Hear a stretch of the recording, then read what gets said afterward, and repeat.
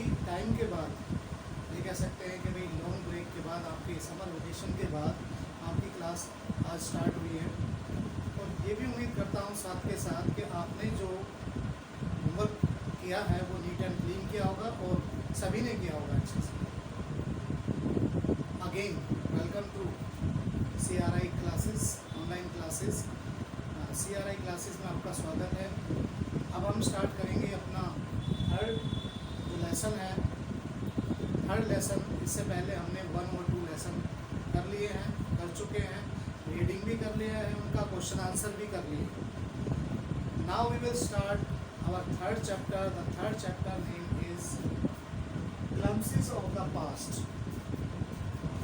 Glimpses of the past. Past सभी आप जानते हैं, पास्ट का मीन्स जो होता है वो होता है हमारा जो बीत चुका समय है वो है। और ग्लिम्पसेस का मीन्स होता है झलकियाँ। झलकियाँ, पास्ट की कुछ झलकियाँ। आप अपनी बुक जो हनी ड्यू की बुक है उसको एक बार आप ओपन करेंगे अभी साथ, क्योंकि आज जो लेसन रीड करेंगे हम साथ साथ करेंगे। उस बुक को आपको ओपन करना है। लाइन टू लाइन मैं ट्रांसलेशन आपको कराऊंगा और ट्रांसलेशन के साथ साथ आपको भी उसको रीडिंग करना है। और कंप्लीट वॉच करने के बाद इस वीडियो को आपको खुद अपने आप से उसकी रीडिंग करनी है, देखना है कि कितना आपको आया है। कहीं कोई लाइनों में, कोई वर्ड्स में कहीं आपको डाउट होता है तो आप दोबारा से उस वीडियो को वॉच कर सकते हैं। Let's start our topic. The topic of lesson 3rd, Glimpses of India, class 8th, subject English, date 6 जुलाई। मैं क्लास डाल देते हैं।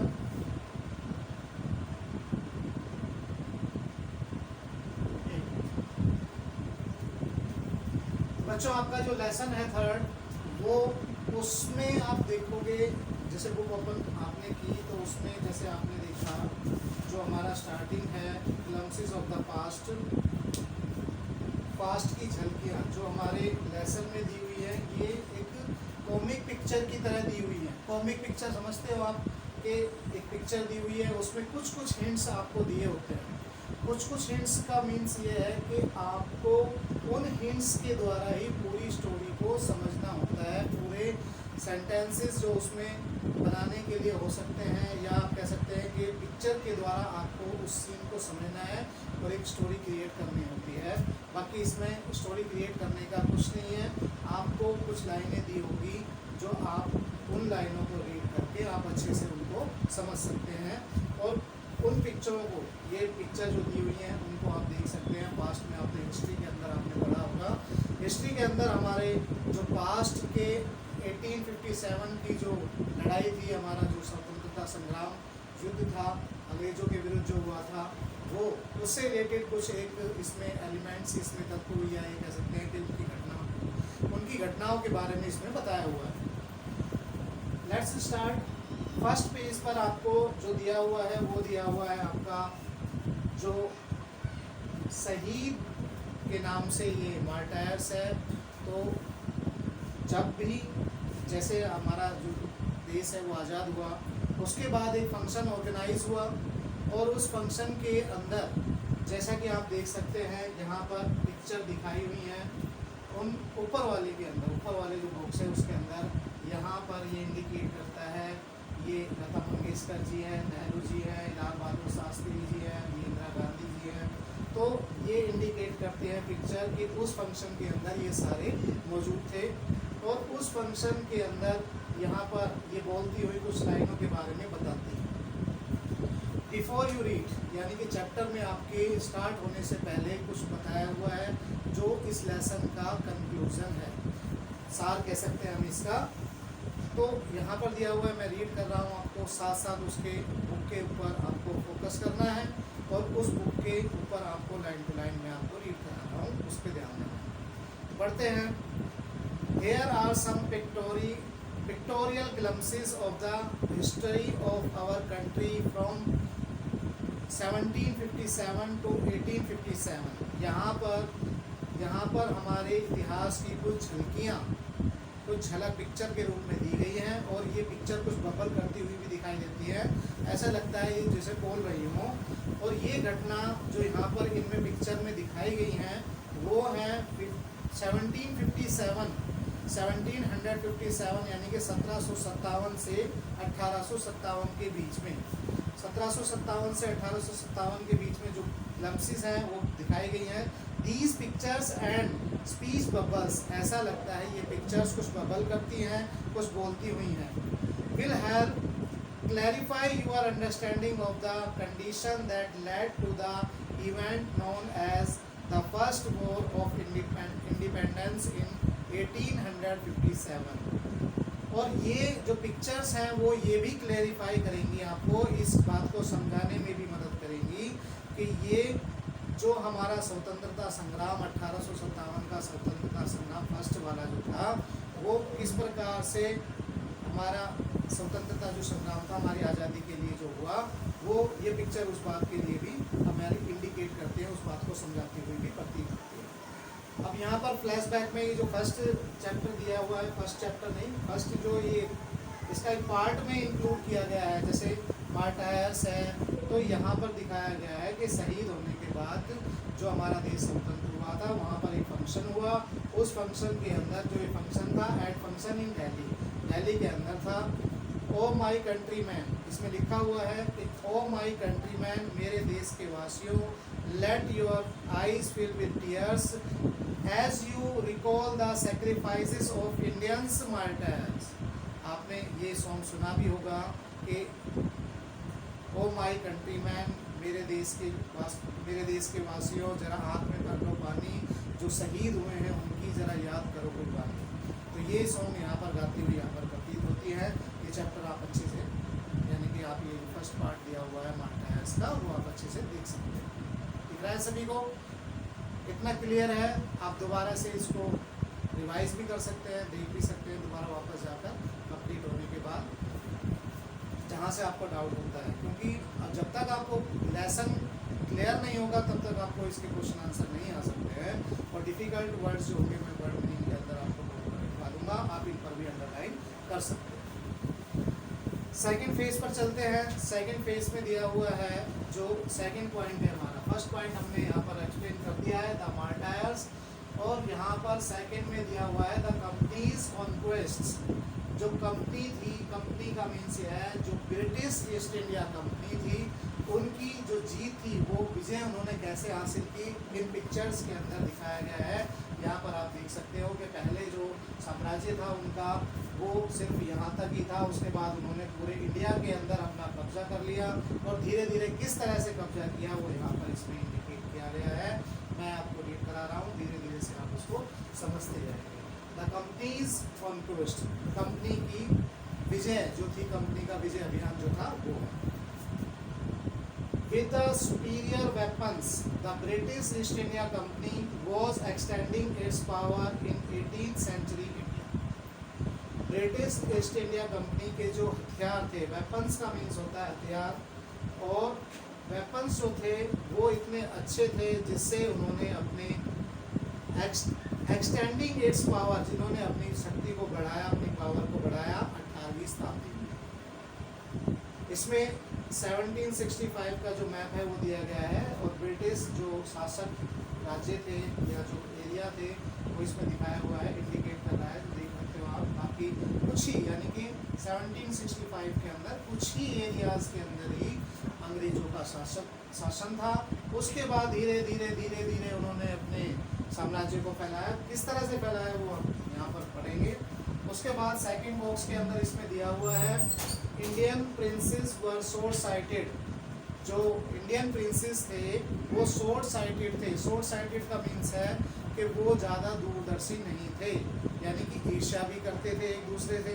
तो इसमें बबल करता हुआ दिखाया हुआ है, ये जो शासक है इंडिया में वो करता हुआ, बोलता हुआ दिखाई देता है। इसमें लिखा हुआ है दैट अपस्टार्ट राजा बा काल द इंग्लिश मर्चेंट। जो राजा बा शासक था वहाँ पर, उसने मर्चेंट्स, अंग्रेज जो व्यापारी थे उनको बुलाया। They will help me to defeat him, और उन्होंने ये कहा अपने मंत्रियों से, अपने सलाहकारों से कि वो अंग्रेजों को बुला के लेकर आए, जो मर्चेंट बनकर आए हैं, और मैं उनकी वजह से यानी कि उनके साथ वो मेरे साथ आ जाएंगे तो मैं उन दूसरे राजाओं को हरा सकता हूँ। यानी कि अपने ही जो राजा थे उन्होंने ही उनको शरण दी, उनको अपना शासन करने दिया, यानी कि उनको व्यापार करने दिया और धीरे धीरे वो व्यापार अंग्रेजों ने पूरा ही अपना उसका ऑक्युपाई कर लिया। उसके बाद है नीचे दिया हुआ है, छोटे छोटे वर्ड्स हैं, आप देख सकते हो, इसमें ज़्यादा अहमियत यहाँ पर पिक्चर की है, फिर भी यहाँ पर कुछ लाइनें आपको देखने को मिलेंगी जो इंडिकेट करती हैं कि ये क्या बोलती तस्वीर है। The people had no peace due to such constant fights. अब इससे क्या होता था, अंग्रेजों को एक शासक बुला लिया अंग्रेजों ने, एक शासक जो था जो डरता था अपने दूसरे शासक से, या ये कह सकते हैं कि दूसरे शासक को हराने के लिए, राजा को हराने के लिए, तो वो क्या करता था, अंग्रेजों को अपने साथ मिला लिया उसने। तो इससे क्या हो गया, लोगों में the people had no peace, अब लोगों में डर की भावना हो गई, लोगों में शांति का माहौल नहीं था क्योंकि लगातार लड़ाइयाँ जारी रही। उसके बाद आ जाता है हमारा नीचे थर्ड बॉक्स के अंदर ये हमारा है The rivalries helped the East India Company and it could easily subdue Indian princes one by one. अब यहाँ जो विरोधी थे help the East India Company, उन्होंने ईस्ट इंडिया कंपनी की सहायता की and it could easily subdue Indian princes one by one. subdue का मीन्स होता है गद्दी से उतारना, गद्दी से हटा देना।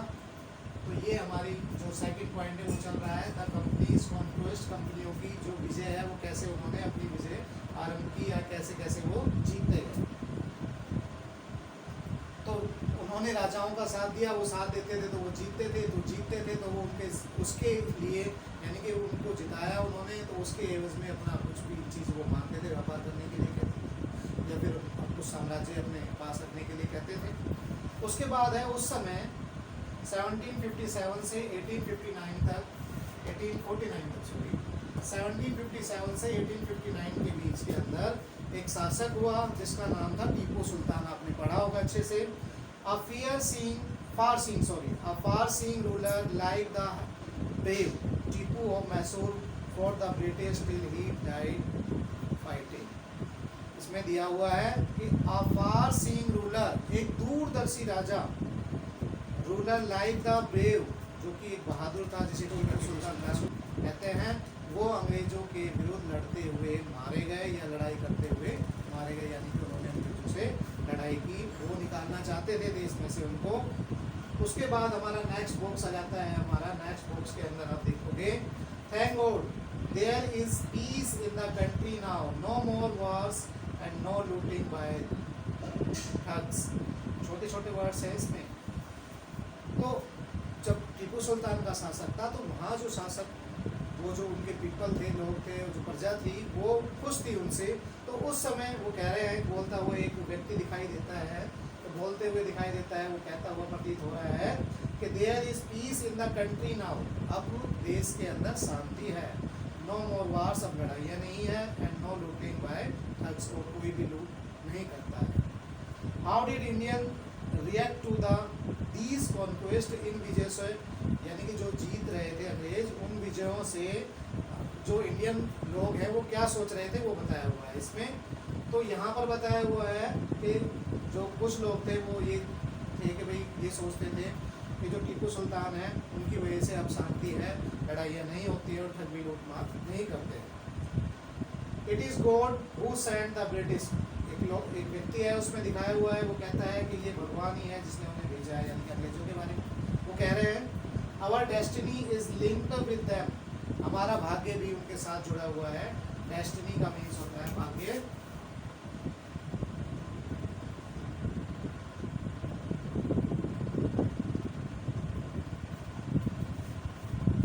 कॉन्क्वेस्ट हमने पहले लिखा था,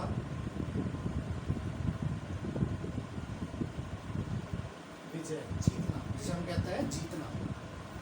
और भी वर्ड्स है, वैसे मैं आपको साथ के साथ कंप्लीट होगा जैसे ही वर्ड मीनिंग मैं आपको लिखवा दूंगा, फिर भी मैं पढ़ने के लिए आप तक कि उसको अंडरलाइन करके मेंशन कर सकूँ। उसके बाद दिया हुआ है इस वाले बॉक्स के अंदर, the white man has killed और डिथ्रोन्ड आवर किंग्स, एक व्यक्ति कहता है आपस में जैसे प्रजा बात करते हुए दिखाई दे रही है यहाँ पर। तो वो कह रहा है कि जो वाइट मैन है, यानी कि वाइट मैन किनको बोला है, अंग्रेजों को। तो जो वाइट मैन है उन्होंने हमारे राजाओं को मारा और उनको गद्दी से उतार दिया। डिथ्रोन का मीन्स है गद्दी से उतार देना, यानी कि अपना शासक स्थापित कर लेना। Some king were not good but after all they were of this land. अब उनमें से कुछ लोग ये भी कहते हैं कि जो ये राजा है उनको गद्दी से उतारा जाता है, मार दिया जाता है, इट मीन्स वो अच्छे नहीं है, यानी कि वो भी अच्छे नहीं हैं। फिर भी कहता है कि फिर भी आफ्टर ऑल है तो अपने ही देश के। Now we have become slaves of foreigners. अब हम जो अंग्रेज हैं उनके अंडर होते जा रहे हैं, यानी कि उनके गुलाम बनते जा रहे हैं। ये आपका सेकंड पार्ट था हमारा, ये वाला। फर्स्ट हम पढ़ चुके हैं, सेकंड पढ़ चुके हैं, द कंपनीज कॉन्क्वेस्ट 1757 से 1849 तक ये हमारा था। थर्ड आ जाता है हमारा ब्रिटिश रूल। ब्रिटिश शासन जो था वो आपने हिस्ट्री में भी पढ़ा होगा। इसमें तो कुछ नाम मात्र की झलकियाँ दी हुई हैं, कुछ एक विजय या कैसे वो जीते कुछ एक पार्ट बताए हुए हैं। वैसे इनका 1765 से 1836 था, 1836 था। ब्रिटिश रूल, ब्रिटिश शासक वो क्या करते थे आप सभी जानते हो। ब्रिटिश जो अंग्रेज थे वो नए नए कर लगाते थे किसानों के ऊपर, ताकि वो अपनी ज़मीनें छोड़ें, फसल का आधे से ज़्यादा पार्ट अपने पास रखें, यानी कि वो उनके अंग्रेजों के पास आ जाए। इस तरह से वो नई नई पॉलिसी, नई नई नीतियाँ वो लगाते थे। थर्ड जो है आप इसका थर्ड पार्ट जैसे कि हमारा सेक्शंस के अंदर दिया हुआ है ब्रिटिश रूल्स, और थर्ड के अंदर हम पढ़ेंगे। इसमें है religious leader preached idea like untouchability and child marriage. जो धार्मिक नेता थे, अब यहाँ पर उस समय कुछ धार्मिक नेता भी आ गए, ऋषि मुनि आ गए, महापुरुष आ गए। उन्होंने वहाँ जो अनटचेबिलिटी थी, छुआछूत थी, और चाइल्ड मैरिज जो प्रथा थी, कुप्रथाएं हम कह सकते हैं, प्रथा नहीं कुप्रथाएं हम कह सकते हैं, उनको वहाँ से ख़त्म किया। यानी कि उन पर ख़त्म करने का विचार रखा। वो लोगों के बीच में जाते, उनके बीच में उनको बताते कि भाई छुआछूत हुआ, चाइल्ड मैरिज हुई है, हमारे देश के अंदर ख़त्म होनी चाहिए। Anyone who crosses the seas loses his religion. और एक व्यक्ति ये भी कहता है, जो प्रीच कर रहा है, उपदेश दे रहा है, वो ये भी कहता है कि anyone who crosses the seas, यदि कोई व्यक्ति समुद्रों को पार करेगा, इट मीन्स जो दूसरे देश में जाएगा, इंडिया से दूसरे देश में जाएगा, वो who crosses the seas loses his religion, वो अपने धर्म को खो देगा, ऐसा उनका मानना था। उसके बाद सेकंड पिक्चर के अंदर हमारा दिया हुआ है, all the misery in the world is due to the women. कुछों का मानना ये था कि जो सारी समस्याएं हैं, दुख हैं, वो किसके कारण होती है, वुमेन के कारण होती है। ये उनके विचार हैं, ऐसा पहले पुराने ज़माने में होता था, काम करते थे। The truth was the Indian had lost self-respect. The British scorned them. अब क्या बताया इसके अंदर, जो सच तो ये है कि इंडियन अपने सेल्फ रेस्पेक्ट को, अपने विश्वास को, अपने सम्मान को खोते जा रहे थे, और जो ब्रिटिश लोग थे वो उनकी निंदा करते थे, उनका अपमान करते थे। The native are unworthy or trust incapable of honesty. आपस में बात करते हुए दिखाया गया है इसके अंदर। जो एक अंग्रेज है वो कहता है कि यहाँ के जो लोग हैं वो इनकेपेबल हैं, अयोग्य हैं, और वो विश्वास करने लायक नहीं है, उन पर विश्वास नहीं किया जा सकता।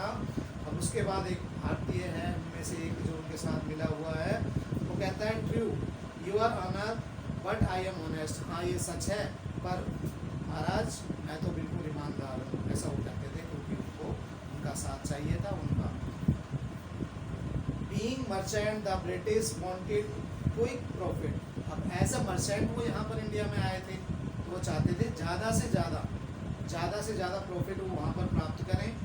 There heavy taxes forced farmer to abandon their fields. Abandon का मीन्स होता है त्यागना।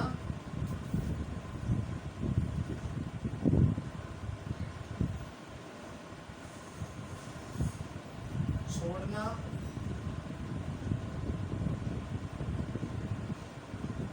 त्यागना। मर्चेंट, जैसे कि वो मर्चेंट के रूप में यहाँ पर आए थे, धीरे धीरे उन्होंने अपना व्यवसाय बढ़ाया, अपने अपने प्रॉफिट को ज़्यादा बढ़ाया करना चाहते थे, और उन्होंने इसके लिए क्या किया, अपने हैवी टैक्सेस लगा दिए, मतलब टैक्स ज़्यादा बढ़ा दिए, टू अबेंडन देयर फील्ड। और जिससे क्या हुआ कि भाई वो अपने जो किसान थे वो अपने खेतों को फिर उन्हें छोड़ना पड़ा, क्योंकि जो टैक्सेस इतने थे उनकी फसल भी बिक जाती थी, फिर भी पैसे पूरे नहीं होते थे। But your men are taking all my crops, और एक जैसे बेचने के लिए फसल जाता था उनके पास देखे जाते, बोलता था अंग्रेजों से कि भाई मेरी जो सारी फसल है वो तुम्हारे आदमियों ने तो ले ली है, अब मेरे पास कुछ नहीं है, अब मैं कहाँ से टैक्स दूँगा। You are still in arrears, अभी तुम्हारे ऊपर बकाया है। If you don't pay next week, यदि तुमने अगले हफ्ते तक नहीं दिया, I will send you to jail, तो मैं तुम्हें जेल में भेज दूंगा। एरियर्स का मीन्स होता है बकाया।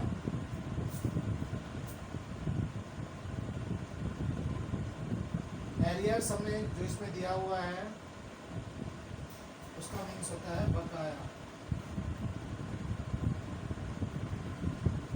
बकाया रहना मतलब बचना, जो पैसे बच गए हैं। उसके बाद आ जाता है हमारा लास्ट है इसमें, still the British invented other method which gave them more profit. जैसा कि हम ब्रिटिश रूल्स के बारे में पढ़ रहे हैं, तो ब्रिटिश रूल्स में उन्होंने नए नए टैक्सेस का, मैंने बताया कि नए नए टैक्सेस को वो लागू करते थे। अब उन्होंने ऐसे ऐसे मेथड इन्वेंट करने शुरू किए, ऐसे ऐसे मेथड उन्होंने शुरू किए which gave them more profit, जिससे उनको ज़्यादा से ज़्यादा प्रॉफिट मिले। The good merchant manufactured, the goods manufactured in England should not have any import duty when brought into India. उन्होंने क्या मेथड अपनाया कि इंग्लैंड में जो भी माल तैयार होता था वो इंडिया में लेकर आते थे, उसके लिए उन्हें कोई भी टैक्स नहीं पे करना पड़ता। अ गुड आइडिया, किसी ने ये सलाह दी, उन्होंने कहा बहुत अच्छे। The East India company's last began to cripple Indian industries, cripple का मीन्स होता है नष्ट कर देना। इससे क्या हुआ, इंडियन इंडस्ट्रीज जो थी, इंडिया के उद्योग धंधे जो थे वो क्या हो गए, नष्ट होना शुरू हो गए। Inevitable famines followed between 1822 and 1836. 15 lakhs Indians died of starvation. तो निरंतरता, इनविटेबली, famines का मीन्स होता है अकाल, सूखा पड़ना। तो वो उस दौरान में 1822 से 1836 के बीच में आए, और इससे इंडियन जो थे वो अकाल के कारण उन्हें भूखा मरना पड़ा, स्टारवेशन, भूख से मरना। The British policies rayon the expert artisan and their business, जो ब्रिटिश पॉलिसीज थी, इससे जो काम करने वाले यानी कि हाथ से काम करने वाले जो लोग थे वो भी अपने उद्योग धंधे नष्ट कर रहे थे, यानी कि उनकी वजह से भी उनके उद्योग धंधे समाप्त हो रहे थे, नष्ट होते जा रहे थे। Now we will start fourth point, the part of fourth. In this part Ram Mohan Roy 1772 to 1833, 1772 से 1833 के बीच में राजा राम मोहन राय का नाम आपने सुना होगा, जिन्होंने कई प्रथाओं को समाप्त करने के लिए, अवेयरनेस करने, लोगों को अवेयर किया, प्रीचेस किए, उन्होंने उपदेश दिए। इंडिया में नहीं, बाहर विदेश में भी जाकर उन्होंने अपने भारत के सम्मान के लिए या अपने भारत को एक रिप्रेजेंट करने के लिए उन्होंने कई उपदेश दिए। तो ये हम पढ़ेंगे इसका।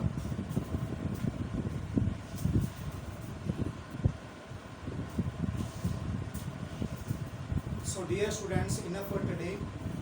We will continue these topic and the others. We will continue these topic and the others next in the next video. So you will have to watch this video and read itself by yourself. तो आपको ये आप अपने आप से करना है, read करना है, एक बार वॉच करने के बाद अपने आप से उसको रीड करके देखना कि कितना आपको समझ में आया है। और इसके पीछे जो क्वेश्चन दिए हुए हैं, क्या वो क्वेश्चन 1, 2, 3 जितने भी हैं, क्या वो अब तक जो हमने रीड किया है, जो लेसन रीड किया है, क्या वो उसके अंदर आता है, उसको अच्छे से आपको देखना है। Thank you, goodbye, have a nice day.